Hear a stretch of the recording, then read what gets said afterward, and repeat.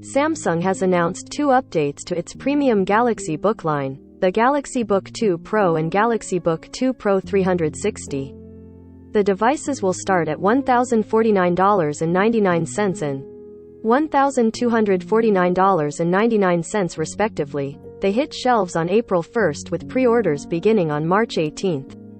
A budget-oriented Galaxy Book 2360, a convertible version of the regular Galaxy Book, will also ship April 1st with a starting price of $899.99. Both Pro models come in 13.3-inch and 15.6-inch sizes, while the regular Book 2360 is only a 13.3. As you can probably guess from the names, the Galaxy Book 2 Pro is a clamshell while the Galaxy Book 2 Pro 360 is a 2-in-1 convertible with a touchscreen and S Pen support. These devices look and feel pretty similar to the Galaxy Book Pro and Galaxy Book Pro 360 models we reviewed last year.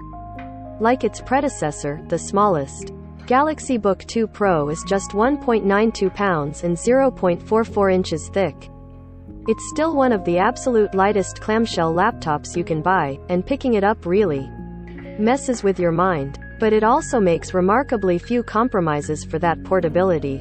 In particular, the 15-incher manages to squeeze an HDMI port into that tiny chassis. Many laptops of this size are now exclusively USB-C.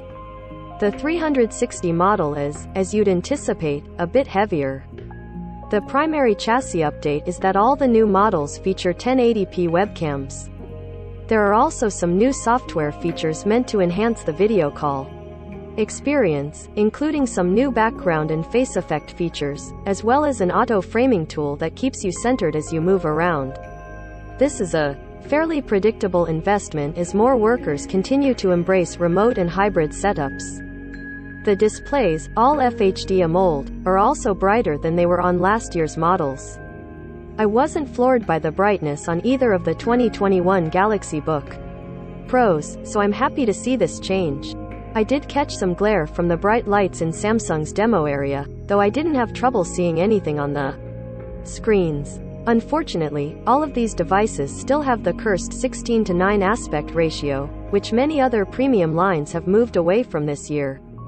The Pro convertible is also available in a new burgundy color, in addition to graphite and silver.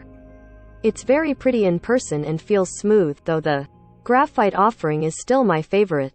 These devices can be configured with up to a 12th General Core i7, 32GB of RAM. The Book 2360 maxes out at 16GB, and 1TB of storage. The Book 2360 goes up to 512GB. Samsung says they'll be certified through Intel's Evo program, which means that Intel vouches that a device's performance, battery life, and other important features are up to snuff. The Pro models meet Microsoft's Secured Core PC requirements, which means that they include various hardware-based security components like TPM 2.0 and virtualization-based security, as well as features consumers might care more about like biometric authentication. Both of these devices have fingerprint sensors in their power buttons. And both Pro models support a few Samsung-specific connectivity features, which has always been a major draw for Galaxy Books among Samsung enthusiasts. This includes single sign-on, Smart Switch, which makes it easier to transfer data, photos, settings, etc. between PCs, and support for the SmartThings Smart Home Dashboard. An interesting addition is multi-control, which allows you to use a Galaxy Tab S8 as a secondary screen alongside a Galaxy Book 2 Pro. I got to try this out with a 15-inch Book 2 Pro 360, and it was functional. I could successfully move the cursor back and forth between the two Galaxy devices, dragging windows and such. I did experience some significant lag when navigating on the Tab S8. The cursor seemed like it was having trouble keeping up with my gestures, though it did eventually follow them. This is something I hope Samsung irons out as the release date approaches. Stay tuned for our full reviews of these devices, where we'll have more impressions of the new webcams and software features. Photography by Monica Chin.